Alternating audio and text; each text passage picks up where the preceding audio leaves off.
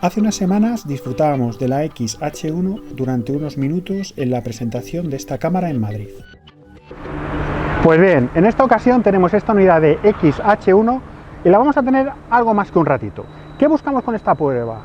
Bueno, no es tanto el leeros la carta de especificaciones de la cámara, porque eso sinceramente no aporta mucho valor, sino, en primer lugar, empezar con una comparativa con la X-T2, porque son dos cámaras que comparten muchas cosas, pero que tienen diferencias que las hacen cámaras con un carácter muy diferente. Y después, la única forma de probar las cámaras y de ver cómo se comportan, que es sacándolas a pasear.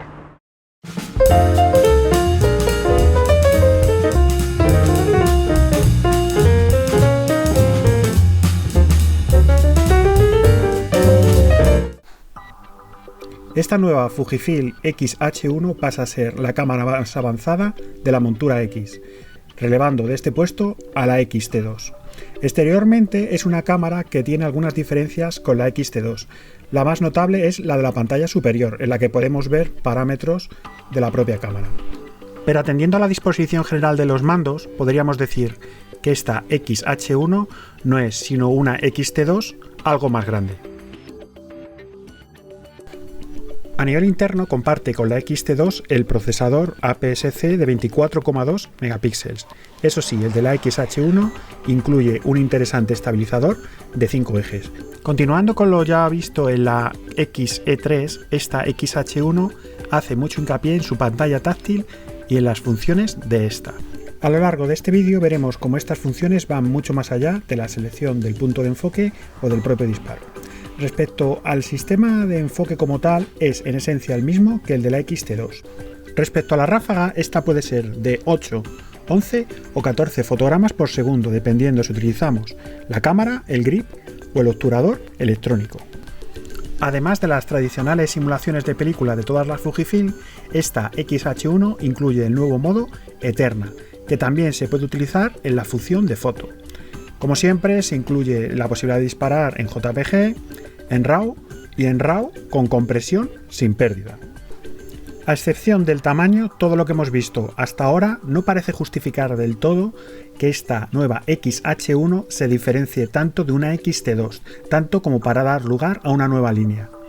Pero si empezamos a navegar por los menús, comprobamos algunas cosas. Y es la proliferación de opciones de vídeo. Aunque ambas graban 4K, la X-H1 lo hace a 30 fotogramas por segundo. Además, mejora los 100 MB de la X-T2, marcando la cifra de 200 MB.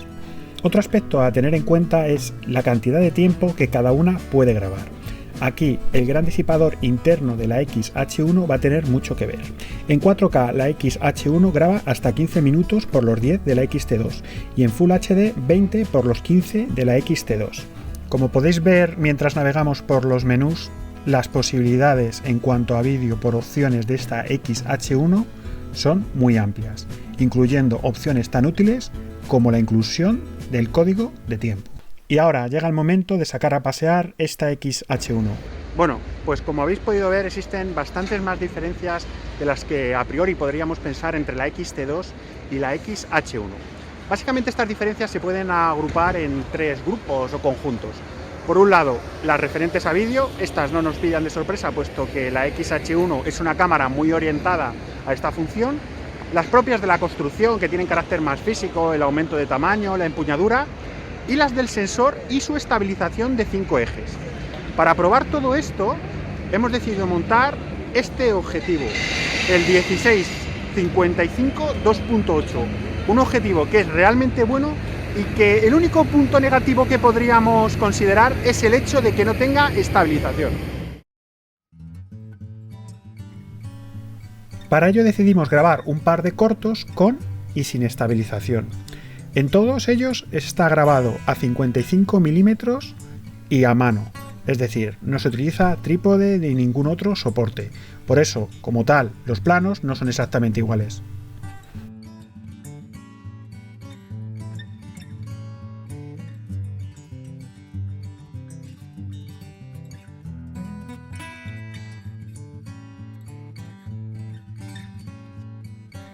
En este caso, además, decidimos andar para probar la estabilización. Y la verdad es que, como en el caso anterior, se aprecia mucho más suave la toma en la que este elemento está activo.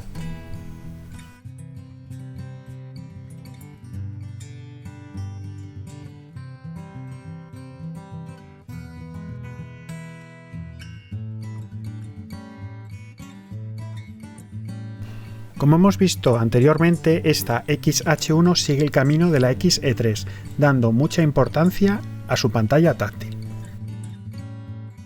Esta XH1 tiene una curiosa función con respecto al vídeo, y es la posibilidad de activar el llamado control de silencio.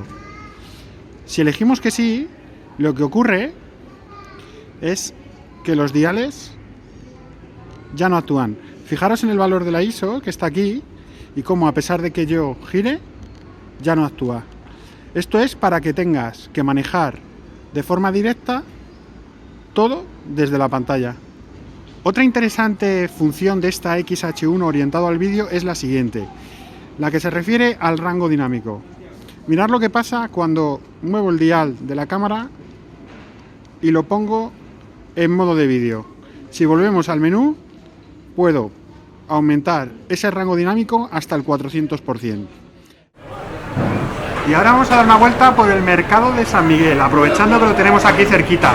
Y nos va a servir para probar bastante bien esta XH1. Ya veréis qué rico todo lo que vamos a ver.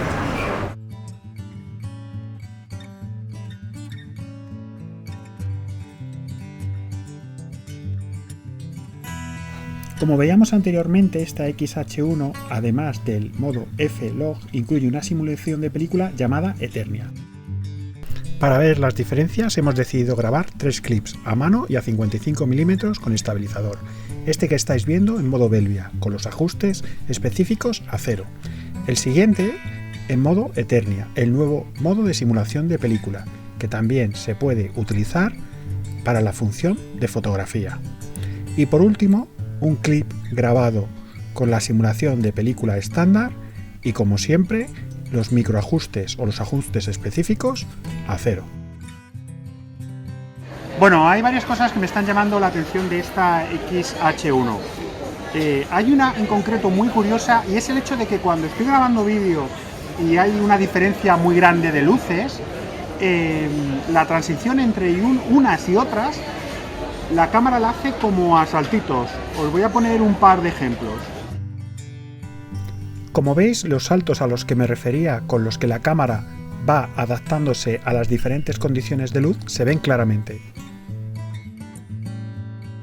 Otra de las conclusiones que voy sacando de esta XH1 es que el estabilizador es verdaderamente una gozada. Os voy a poner, y os he puesto, ejemplos de fotografías y vídeos en los que el estabilizador juega un papel fundamental, básicamente porque en el caso de las fotos he forzado velocidades absolutamente ridículas. Y mirad los resultados. Os dejamos una muestra de fotografías tomadas en algunos casos a 55 mm y en todas ellas rondando el 1/10 segundos de obturación. Otra de las cosas interesantes de ver en esta cámara con la que me estoy grabando ahora mismo es el hecho de si ese aumento de peso significa o no una mejora. Bueno, esto será una cuestión de gustos, por supuesto, pero os puedo asegurar que con este 16-55, que es una óptica que se sale del ideal, ¿no?, minimalista, por así decirlo, de Fujifilm, se agradece ese grip.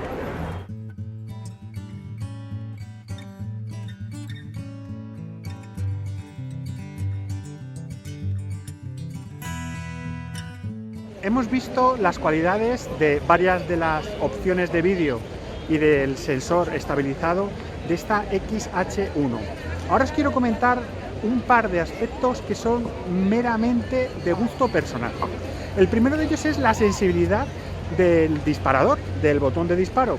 Es algo que de hecho comentaron en la presentación de la que ya hicimos un vídeo de hace unas semanas. Para mi gusto está demasiado sensible. Es más, el juego, por así decirlo, que te permite bloquear el enfoque si lo tienes así configurado, necesita de un tiempo de adaptación. Gusto personal, vuelvo a insistir. El segundo de ellos es la ausencia de la ruleta de compensación de exposición. Se puede configurar la rueda posterior de la cámara, pero personalmente prefiero ese mando dedicado. También es cierto que al incluir la pantalla superior, por así decirlo, de la XH1, debían de sacrificar este elemento. Ambas cosas son personales, pero son un par de elementos que he echado de menos con respecto a la XT2. Un punto a favor en la ergonomía de esta cámara son los accesos directos a los que se accede gracias a la pantalla táctil. Y a modo de resumen, ¿qué os puedo decir de esta XH1? Voy a terminar con una reflexión en la que os voy a ser muy sincero. Si antes de esta prueba alguien me hubiera preguntado si se compraba la XT2 o la XH1, le hubiera directamente preguntado si iba a utilizar el vídeo o no. En ese caso no había duda. Pero después de probarla, tengo la sensación de que probablemente les diría que si es posible cogiesen esta cámara. El aumento de tamaño es obvio. Eso también tiene la ventaja de que en objetivos que son algo más grandes, como hemos visto durante todo el vídeo, pues el agarre es mejor. Pero no es un aumento de tamaño ni de peso que sea crítico, por así decirlo. La sensación en mano, en general, de la cámara, de materiales, la construcción, los mandos, denotan ese ansia, ¿no? esa idea clara que tenía Fujifilm, porque esta XH1 fuese una cámara profesional sin lugar a dudas. Es decir, yo ahora mismo entre las dos cámaras cogería esta, la XH1. Es más cámara y salvo que tengas muy claro que no vas a utilizar el vídeo y que además tu prioridad es el tamaño, por mi parte no hay duda. Y ahora lamentablemente pues tengo que dejar la cámara.